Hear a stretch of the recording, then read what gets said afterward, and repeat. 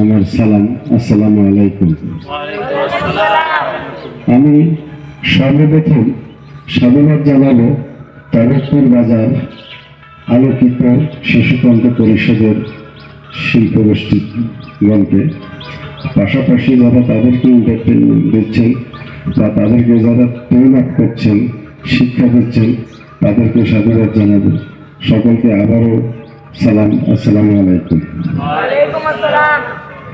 আমার কাছে বেশ কিছু দাবি দেওয়া আছে। দাবি দেওয়ার বিষয়গুলো আমি পরে আসি। আমার আজকে ভালো লেগেছে এই জন্য যে বাংলাদেশের আমাদের উত্তরাঞ্চলের ভূখণ্ডে অনেকগুলো বিনোদন পার্ক রয়েছে। সেই পার্কগুলো আপনারা পছন্দ না করে আমার এই আলিবাবা থিম পার্ককে পছন্দ করে এখানে আপনারা এসেছেন, আমাদেরকে সম্মানিত করেছেন, আলিবাবা থিম পার্ককে সম্মানিত করেছেন।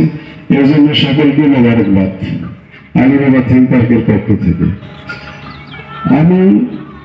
আমার অনেক কথাই বলার ছিল, আমি বলতে পারছি না, আমার একটু কষ্ট হচ্ছে, কারণ আমি গত মাসের আগের মাসের 28 তারিখ, অর্থাৎ 1 মাস 12-13 দিন আগে একটা মোটরসাইকেল অ্যাক্সিডেন্ট করে আমার এই বুকের ডান পাশের 7টি হাড় ভেঙে গেছে। আমি এখনো চিকিৎসাধীন হয়ে গেছি।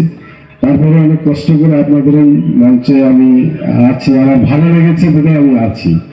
তো আমি দোয়া করবো সকলের জন্য, কচি কাঁচা বাচ্চাদের জন্য, মাসুম বাচ্চাদের, তারা যেন আপনাদের মাধ্যমে তারা যেন দেশের সর্বোচ্চ শিখরে পৌঁছে ইসলামিক সুশিক্ষায় শিক্ষিত হয়ে, অন্য শিক্ষিত হয়ে জাতির ভবিষ্যৎ হতে পারে না। ভাই বললাম যে আসলে ইসলামিক শিক্ষায় সুশিক্ষিত যে বাচ্চা হবে, যে মানুষটি ইসলামিক শিক্ষায় সুশিক্ষিত হবে, তার দ্বারা এই দেশের অনেক কিছুই আশা করা সম্ভব। আর মডার্ন আল্ট্রা মডার্ন শিক্ষা দিয়ে আসলে শুধুমাত্র তাকে দ্বারা তার দ্বারা বাড়িগুলোই সম্ভব, বাট পরিবারের তথা সমাজের কোনো উপকারে আসবে বলে আমার মনে হয় না। এটা বহু প্রমাণ আছে, আমরা প্রমাণ করেছি। তো আলিবাবা থিম পার্কটাতে আপনারা কেন আসবেন? দেখেন, উত্তরাঞ্চলে অনেকগুলি পার্ক আছে, আমরা কিন্তু ব্যতিক্রম ভাবে এই পার্কটাকে সাজিয়েছি বা সাজাচ্ছি। আপনারা দেখবেন যে আমাদের থিমটা হচ্ছে যে ইসলামিক অনুশাসনের মধ্যে রেখে যতটুকু বিনোদন দেওয়া সম্ভব আমরা তাই করবো ইনশাল্লাহ। আমরা নষ্টামি পছন্দ করি না, বেহাপনা পছন্দ করি না, অশ্লীলতা পছন্দ করি না।